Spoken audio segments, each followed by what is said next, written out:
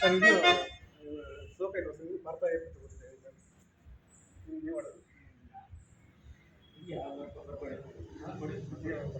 ಬರ್ಕೊಳ್ಳಿ. ಆಮೇಲೆ ಅದಾದ್ಮೇಲೆ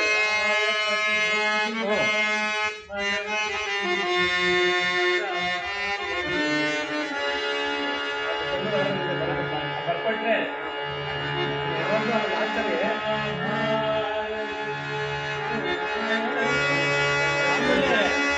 ಆಮೇಲೆ ವಿಶ್ವರೂಪದಲ್ಲಿ ಮಾಡೋದು ಇದು ಸ್ಟಾರ್ಟಿಂಗು ವಿಶ್ವರೂಪ ಸಾಲ ಅವ್ರು ಆಡಿರೋ ಆಮೇಲೆ ಇನ್ನೊಂದು ಲಾಸ್ಟಲ್ಲಿ ಧನುರ್ ಬಾಣಗಳು ಅಂತ ಹೇಳ್ತಾರೆ ಹರಿಬೋಧಿಸಿದ ಅದೆಷ್ಟು ಬರ್ಕೊಡ್ರಿ ಭೀಷ್ಮ ಬರಕ್ಕೆ ಏನು ಆಡ್ತಾರಲ್ಲ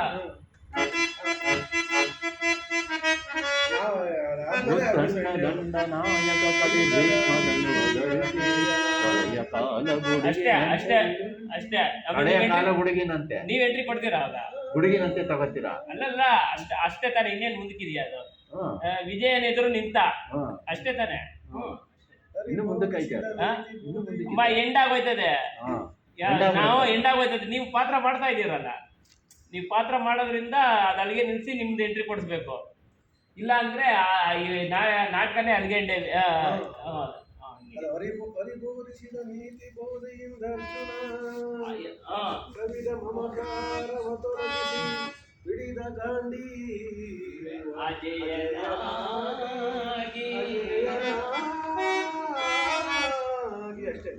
ಅವಾಗ ತೆಗೆದುಕೊಂಡು ಮುಗಿದಿದ್ದಂಗೆ ಬರ್ಕೊಟ್ಬಿಡಿ ಸರ್ ಅದೇನದು. ಓಕೆ, ನೀವು ನೆನ್ನೆ ಇದಾಡಿಲ್ಲ ಪೂಜ್ಯ ಪಿತಾಮಹ ಫಸ್ಟೇ ಅದು ವಿಜಯ ಆದ ತಕ್ಷಣ ಒಂದಿವ್ಸ ಅಂತ ಹೇಳಿದ ತಕ್ಷಣನೇ. ಓಕೆ, ಇವಾಗ ಒಂದ್ ಕಡೆಯಿಂದ ಬರ್ತಿರಲ್ಲ ಸರ್. ನೀವು ನಿನ್ನೆ ನೀವು ಬರೋದ್ ಪೂಜೆ ಇಬ್ರು ನಾಡ್ಸಲ್ಲ ಅಂತ ಕಳಿಸಿದ್ದೆ ನಾನು.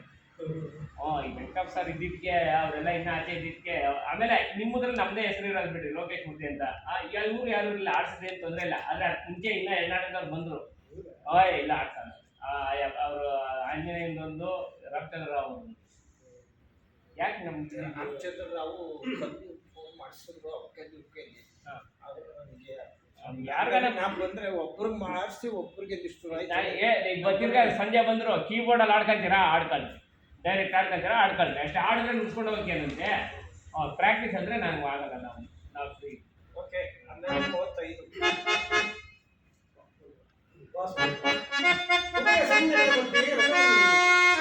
ನನ್ನೊಡನೆ ಯುದ್ಧ ಮಾಡಲು ಸಿದ್ಧರಾಗಿರುವ ಆ ವೀರ ಯೋಧರನ್ನು ಒಂದು ಸಾರಿ ನೋಡಿ ದುರ್ಯೋಧನ ಹಿತಾಕಾಂಕ್ಷೆಗಾಗಿ ಪ್ರಾಣಗಳನ್ನು ತೃಣಪ್ರಾಯವಾಗಿ ಪರಿಗಣಿಸಿ ಕುರುಕ್ಷೇತ್ರದಲ್ಲಿ ಸಮ್ಮಿಳಿತರಾಗಿರುವ ಸಕಲ ಕ್ಷತ್ರಿಯ ವೀರರನ್ನು ನನಗೊಂದು ಸಾರಿ ಇನ್ನ ಹೆಚ್ಚು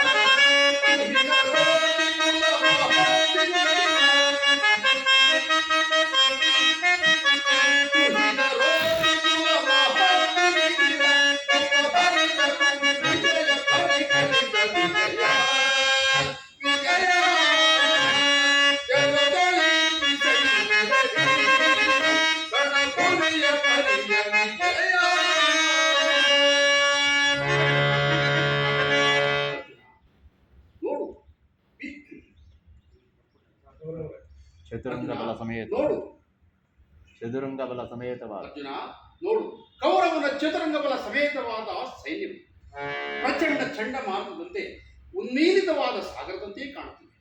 ಇತ್ತ ನೋಡು ಪಾರ್ಥ, ಕೌರವೇಶ್ವರನು ತನಗೆ ಪ್ರಿಯರಾದ ಕರ್ಣ ದುಶ್ಯಾಸನರಲ್ಲಿ ಅಶ್ವಾರೂಢನಾಗಿ ಸೇನಾರಚನೆಯನ್ನು ಪರಿಹರಿಸಿದನು.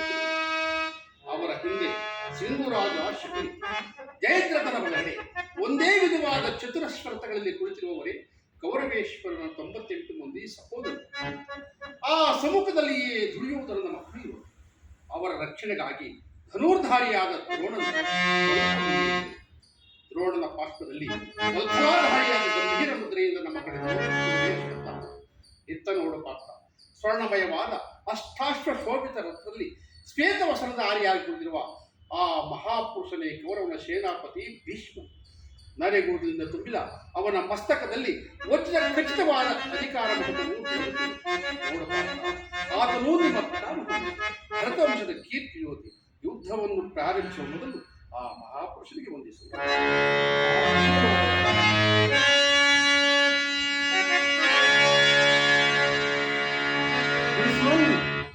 ಪುರುಪಿತಾಮಹ, ಇದೋ ನಿನಗೆ ವಂದಿಸುವುದು.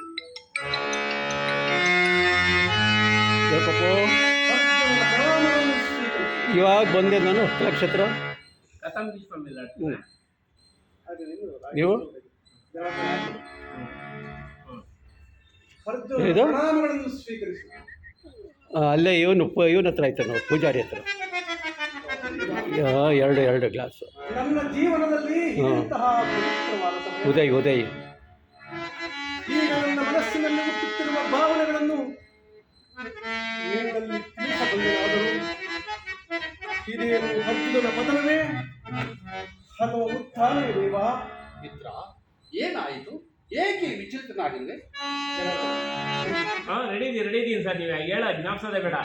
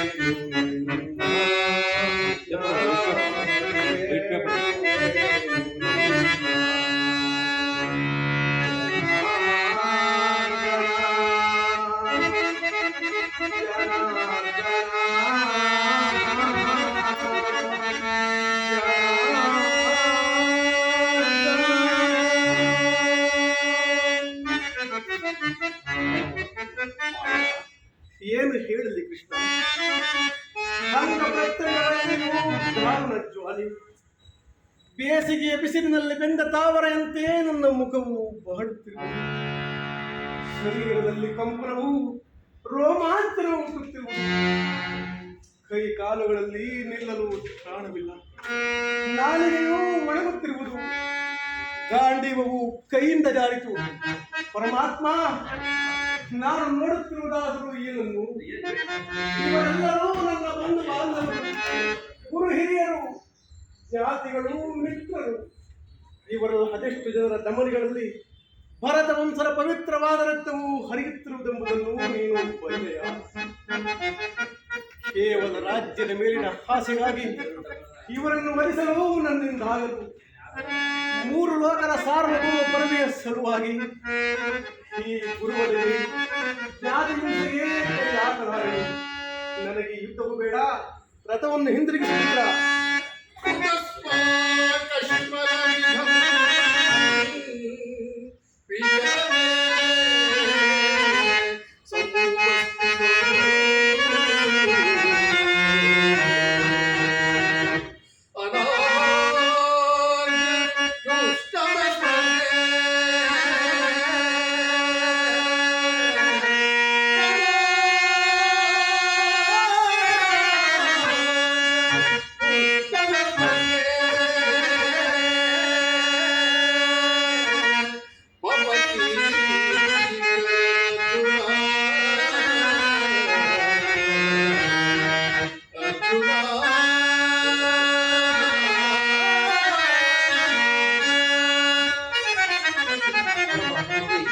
ಈ ವಿಷಮಾವಸರದಲ್ಲಿ ಇಂತಹ ಕಶ್ಮಲ ಭಾವವು ರಾಜ್ಯದಲ್ಲಿ ಹೇಗೆ? ಕ್ಷತ್ರಿಯ ವೀರನಾಗಿ ಅನಾರಿನಂತೆ ವರ್ತಿಸಬೇಕು. ತೆರೆದ ಸ್ವರ್ಗದ ಬಾಗಿಲನ್ನು ನಿರಾಕರಿಸಿ ನರಕದ ಮಾರ್ಗವು ನಡೆಯಬೇಕು. ಆದರ್ಶ ನರನ ಹೆಸರಾಗಿ ಏನೆಂಬ ನಿಂದೆಯನ್ನು ನೀನು ಸಹಿಸಲಾರ.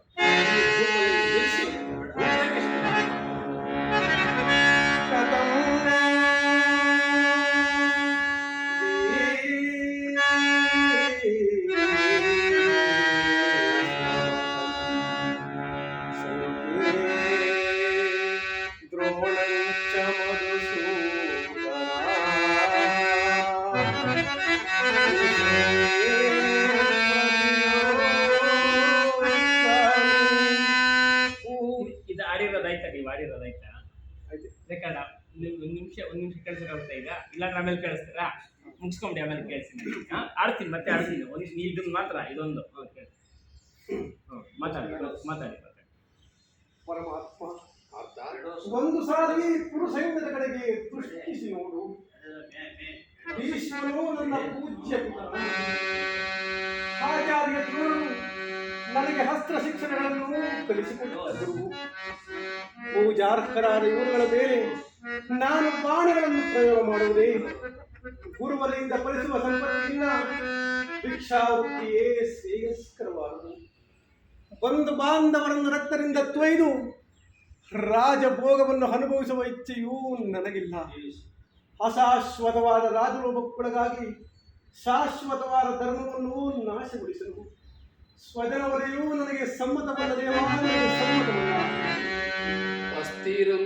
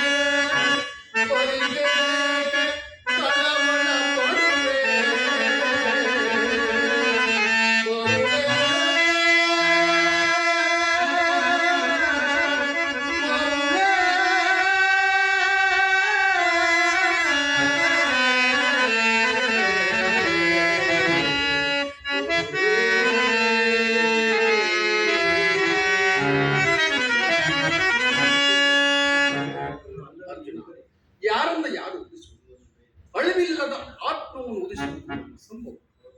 ಮನುಷ್ಯನು ಹರಿದು ಹೋದ ಬಟ್ಟೆಗಳನ್ನು ಬಿಸುಕು ಹೊಸ ಬಟ್ಟೆಗಳನ್ನು ಧರಿಸುವಂತೆ ಆತ್ಮನು ಜೀರ್ಣವಾದ ದೇಹವನ್ನು ತ್ಯಾಗ ಮಾಡಿ ಬೇರೊಂದು ದೇಹವನ್ನು ಆಶ್ರಯಿಸುವ.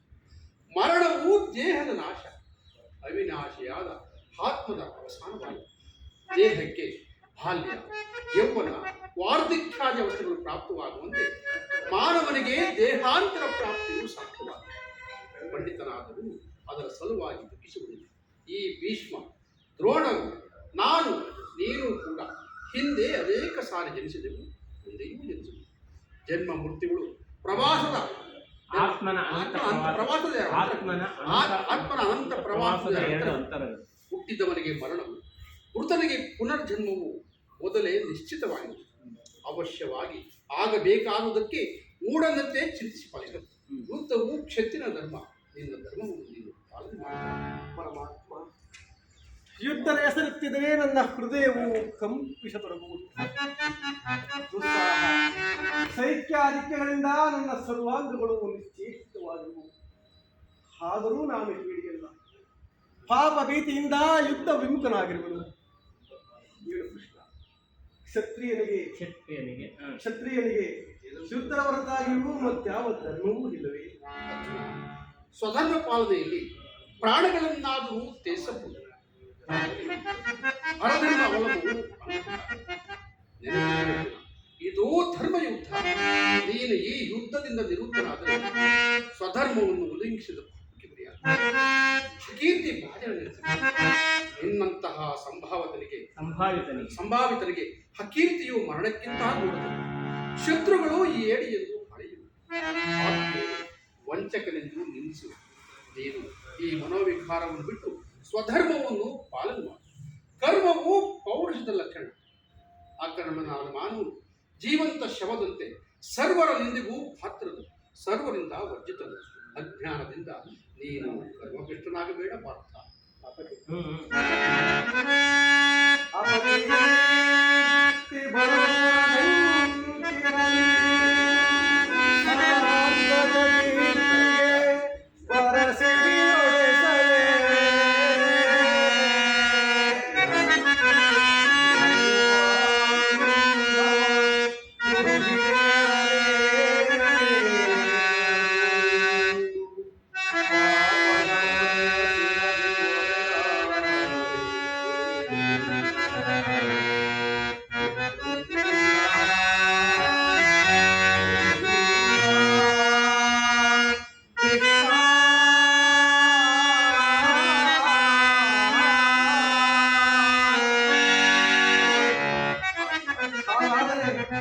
ಹಾಗಾದರೆ ಈ ಯುದ್ಧದಲ್ಲಿ ನನ್ನ ಕರ್ಮವೇನು? ಧರ್ಮ ರಕ್ಷಣೆಯೋ ಧರ್ಮ ನಾಶವೋ? ಉಭಯ ಭ್ರಷ್ಟನಾಗದಂತೆ ನನಗೊಂದು ಮಾರ್ಗವನ್ನು ತೋರಿಸುದೇವ. ಅರ್ಜುನ, ಕರ್ಮವು ಮಾನವ ಜೀವನದ ನೀವು ಅವ್ರ ಕಡೆ ತಿರ್ಲೇಬೇಡಿ, ನೀವು ಹಿಂಗೆ ಇರ್ರಿ. ನೀವು ಅವ್ರಿಗೆ ಕೇಳ್ತಾರೆ, ನೀವು ಅಂದ್ರೆ ಆ ಕಡೆ ಮಾತಾಡೋಕೆ ಆ ಕಡೆ ತಿರ್ರಿ, ಹಿಂಗೆ ಈ ಡೈರೆಕ್ಷನ್ ಇರ್ಲಿ ಸರ್. ಕರ್ಮವು ಮಾನವ ಜೀವನದ ನೀವು ಹಿಂದಕ್ಕೆ ಹೋಗಿ ನೀವು ಮುಂದೆ ಬನ್ನಿ ಸರ್. ನೀವು ಅವ್ರಿಗಿನ್ನ ಮುಂದೆ ಇರಿ ಸರ್. ಸರ್ ನೀವು ಸೆಂಟ್ರ್ ಬನ್ನಿ, ನೀವು ಸೆಂಟ್ರ್ ಬನ್ನಿ. ಹಿಂಗೆ ಇರಲಿ ಸರ್. ನೀವು ಅವ್ರ ಕಡೆ ಹೇಳ್ಬೇಕಾದ್ರೆ ಹಂಗೆ ತಿರುಗಿ ಹಿಂಗಿದ್ದಲ್ಲ ಹಿಂಗೆ ಇರಲಿ ಸರ್. ಇದು ಭಗವದ್ಗೀತೆ ಸಂದೇಶನೇ ಹಿಂಗೆ ಸರ್. ಬರೀ ಅರ್ಜುನನಿಗೆ ಹೇಳೋದೇ ಅಲ್ಲ, ಅದು ಇಡೀ ವಿಶ್ವಕ್ಕೆ. ಕರ್ಮವು ಮಾನವ ಜೀವನದ ಹಿಂಗಿರ್ಲಿ ನೀವು ಮಾತಾಡೋದಲ್ಲ. ಈಗ ಕರ್ಮ ತತ್ಪರನ ಫಲಾಫಲಗಳನ್ನು ಚಿಂತಿಸದೆ ನಿರ್ದಿಷ್ಟ ಕರ್ಮವನ್ನು ಆಚರಿಸು. ಏಕೆಂದರೆ ಮಾನವನು ಕರ್ಮಕ್ಕೆ ಮಾತ್ರ ಅಧಿಕಾರಿ, ಫಲವು ಅವನ ಅಧೀನವಲ್ಲ. ಅನಾಸಕ್ತ ಚಿತ್ತನಾಗಿ ಸಿದ್ಧಿ ಅಸಿದ್ಧಿಗಳಲ್ಲಿ ಸಮಾನ ಭಾವದಿಂದ ಕಾರ್ಯಾಚರಣೆ ಮಾಡುವುದೇ ಮಾನವ ಕರ್ತವ್ಯ. ಅಸ್ತ್ರಗಳನ್ನು ಧರಿಸುವ ಕರ್ಮಯೋಗಿ ನಿಲ್ಲಿಸು. ಇಹದಲ್ಲಿ ಕೀರ್ತಿಯು, ಪರದಲ್ಲಿ ಸ್ವರ್ಗವನ್ನು ಪಡೆಯಬೇಕಾದ ಪರಮಾತ್ಮ, ಈ ದಿವ್ಯವಾಣಿಯಿಂದ ನನ್ನ ಹೃದಯದ ಪ್ರಸುಪ್ತ ಪ್ರಜ್ಞೆಯನ್ನು ಎಚ್ಚರಗೊಳಿಸುತ್ತಿರುವ ನೀನು ಯಾರು? ಪರಮಾತ್ಮ ಅಷ್ಟೇ. ಅಲ್ಲಿ ಇಟ್ಕೊಂಡು ನಿಂತಿದ್ದಾರೆ, ಹಿಂಗೆ ಮಾತಾಡಿ ಸರ್. ನೀವು ಅಷ್ಟೇ ಪರಮಾತ್ಮ. ಪರಮಾತ್ಮ, ಈ ದಿವ್ಯವಾಣಿಯಿಂದ ನನ್ನ ಹೃದಯದ ಪ್ರಸುಪ್ತ ಪ್ರಜ್ಞೆಯನ್ನು ಎಚ್ಚರಗೊಳಿಸುತ್ತಿರುವ ನೀನು ಯಾರು? ಹೇ ಕರ್ಮಯೋಗಿ, ಇಹಲೋಕದಲ್ಲಿ ನಿನ್ನ ನಿರ್ದಿಷ್ಟ ಕರ್ಮಗಳಿಗೆ ತಿಳಿಸಬೇಕಾಗಿ ಪ್ರಾರ್ಥಿಸಿಕೊಳ್ಳುತ್ತೇನೆ. ಅರ್ಜುನ, ನಾವಿಬ್ಬರು ಅನೇಕ ಸಾರಿ ಹಂಗೆ ರಿಯಾಕ್ಟ್ ಮಾಡಿದ್ದು ನನಗೆ ಅವಳ ನೆನಪು ನಿನಗಿಲ್ಲ. ನಾನು ಜನ್ಮ ಜರಾರಹಿತ ಅವೇ ಆತ್ಮನು ಪಂಚಭೂತಗಳು ಉಳಿಯ ಯಾವಾಗ ಧರ್ಮದ ಪತನವು ಅಧರ್ಮದ ಉದ್ಧಾರವು ಬೇಡ ಸರ್ ಅವ್ರ ಕಡೆ ತಿರ್ಲೇಬೇಡಿ. ನಾನು ಹಿಂಗೆ ಭೂಮಿಯಲ್ಲಿ ಜನ್ಮ ಗ್ರಹಣ ಮಾಡಿದೆ. ಸಜ್ಜನರ ಪಾಲನೆ, ದುಷ್ಟರ ನಾಶ, ಧರ್ಮ ಸಂಸ್ಥಾಪನೆ ಇವು ನನ್ನ ಅವತಾರದ ಮುಖ್ಯ ಉದ್ದೇಶಗಳು. ಪರಮಾತ್ಮ, ನಿನ್ನ ಅವತಾರದ ಗುರುತುಗಳಿಗೆ ನಿನ್ನನ್ನು ತಿಳಿಯುವ ಬಗೆಯಲ್ಲಿ ಉತ್ತರವನ್ನು ಕರುಣಿಸು ಮಹಾಮಹಿಮ. ಯದಾ ಯದಾ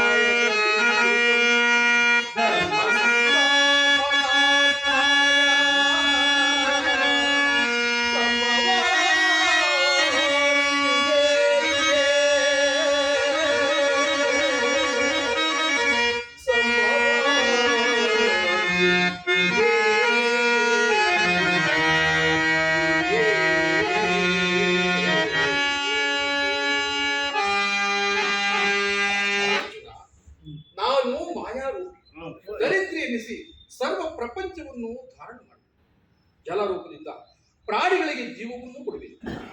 ಅಗ್ನಿಮಯವಾಗಿ ಅವುಗಳ ಶಕ್ತಿಯನ್ನು ವರ್ಧಿಸುವೆ. ವಾಯುವೆನಿಸಿ ಚಲಿಸುವೆ. ಆಕಾಶವೆನಿಸಿ ವಿಶ್ವ ಜಗತ್ತನ್ನು ವ್ಯಾಪಿಸುವೆ. ಮನೋಬುದ್ಧಿ ಅಹಂಕಾರವೆಂಬ ತ್ರಿಗುಣಾತ್ಮಕ ರೂಪದಿಂದ ಮಾನವನ ಪ್ರಜ್ಞೆಯನ್ನು ಸ್ಟೆಪ್ ಏನನ್ನ ಹಾಕಿರ್ತಾರೆ ಸರ್, ಸ್ಟೆಪ್ ಮೇಲೆ ಹೋದ್ರೆ ನೀವು ಇಳಿಲೇಬೇಡ್ರಿ, ಅಲ್ಲಿ ನಿಂತ್ಕೊಂಡೇ ಮಾತಾಡಿ ಸರ್. ಅಲ್ಲೇ ಆ ಸ್ಟೆಪ್ ಮೇಲೆ ಅಲ್ಲೇ ಹೋಗಿ ಸರ್. ಸುಮ್ಮನೆ ಹಿಂಗೆ ಅವ್ರ ಎದುರು ಬದಲಿಗೆ ಮಾತಾಡಬೇಡಿ, ನೀವು ಹಿಂಗೆ ಇದನ್ನ ಈ ಡೈರೆಕ್ಷನ್ ಮಾತಾಡಿ. ಮಾತಾಡಿ ಸರ್. ನಾನು ಮಾಯಾರೂಪಿ, ದರಿದ್ರಿ ಎನಿಸಿ ಸರ್ವ ಪ್ರಪಂಚವನ್ನು ಧಾರಣ ಮಾಡಿ ಜಲರೂಪದಿಂದ ಪ್ರಾಣಿಗಳಿಗೆ ಜೀವವನ್ನು ಕೊಡುವೆ. ಅಗ್ನಿಮಯವಾಗಿ ಅವುಗಳ ಶಕ್ತಿಯನ್ನು ವರ್ಧಿಸುವೆ. ವಾಯುವೆನಿಸಿ ಚಲಿಸುವೆ. ಆಕಾಶವೆನಿಸಿ ವಿಶ್ವ ಜಗತ್ತನ್ನು ವ್ಯಾಪಿಸುವೆ. ಮನೋಬುದ್ಧ ಅಹಂಕಾರವೆಂಬ ತ್ರಿಗುಣಾತ್ಮಕ ರೂಪದಿಂದ ಮಾನವನ ಪ್ರಜ್ಞೆಯನ್ನು ಜಾಗೃತಗೊಳಿಸಿ ಆತ್ಮವಿಕಾಸದ ರಾಜಪಥದಲ್ಲಿ ನಡೆಸುತ್ತದೆ. ರೂಪಾತ್ಮಕವಾದ ಈ ಜಗತ್ತಿನ ಪ್ರಭವ ಪ್ರಳಯಗಳು ಉದಯ ವಿನಾಶಕ್ಕೂ ನಾನೇ ಕಾರಣ. ಸರ್ವಶ್ರೇಷ್ಠವೂ ಸರ್ವಂತರ್ಯಾಮಿಯಾದ ಪರಾವಸ್ತು ನಾನು. ದಾರದಲ್ಲಿ ಮುಣಿಸಲ್ಪಟ್ಟಂತೆ ಈ ವಿಶ್ವ ಜಗತ್ತು ನನ್ನಲ್ಲಿ ನಂಬಿಕೆಯಾಗಿದೆ.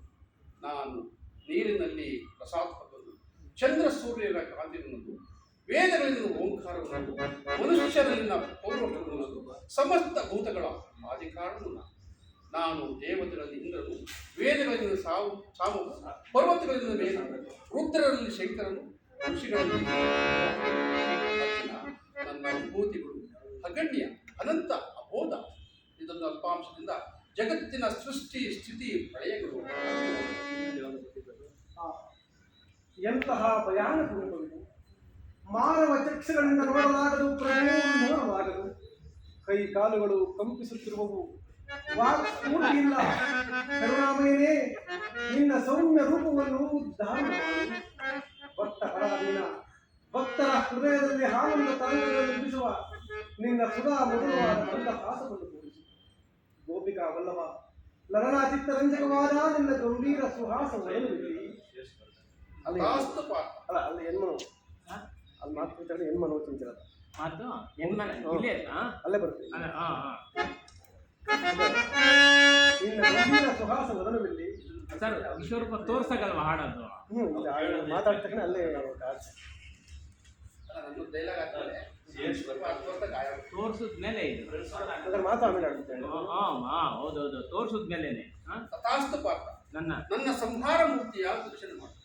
ಕರಾಳ ಕಾಲ ಸ್ವರೂಪವನ್ನು ಕುರುಕ್ಷೇತ್ರದಲ್ಲಿ ಸನ್ನಿಹಿತರಾಗಿರುವ ಸಮಸ್ತ ಯೋಧರನ್ನು ಒಂದೇ ಸಾರಿಗೆ ಆಪೋಷಣೆ ಮಾಡಿ ಉದರದಲ್ಲಿ ನೀನು ನಿಮಿತ್ತ ಮಾತ್ರಕ್ಕೆ ನನ್ನ ಸಹಾಯ ಯುದ್ಧದಲ್ಲಿ ಜಯಶಾಲಿಯಾಗಿ ಕೀರ್ತಿಯನ್ನು ಪಡೆಯಿದೆ.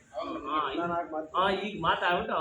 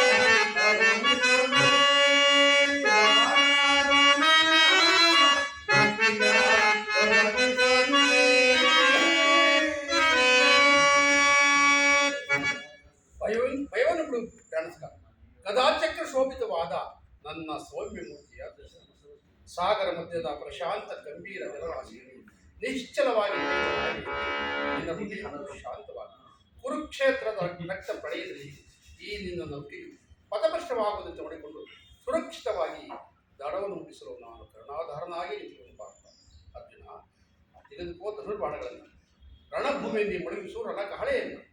ಇಲ್ಲಿ ಗೊತ್ತಾಯ್ತು ನನಗೆ ಅದು ರೆಕಾರ್ಡ್ ಕಳಿಸಿ ಬರೆದ್ಬಿಟ್ಟು ಕಳಿಸಿದ್ದಾರೆ. ಇವಾಗ ಆ ಕೆಲಸ ಮಾಡ್ಬಿಡಿ ಸರ್. ನಿಮ್ದು 2 ಶ್ಲೋಕನೂ ಕಳಿಸಿ. ಯಾವುದು ಕಥಾಮೃಷ್ಮಂ ಅಪಕೀರ್ತಿ. ಅಪಕೀರ್ತಿ ಎರಡನ್ನು. ಅದು ರಾಗ ಅದು ಏನೋ ಮಿಸ್ ಆಗ್ತದೆ. ನಾವು ಆಡ್ಸೋದು ನಾವು ಕಲ್ತಿರೋದಕ್ಕೂ ನೀವು ಆಡೋಕ್ಕೂ ಏನೋ ವ್ಯತ್ಯಾಸ ಕಾಣುತ್ತೆ. ಅದು ಇದು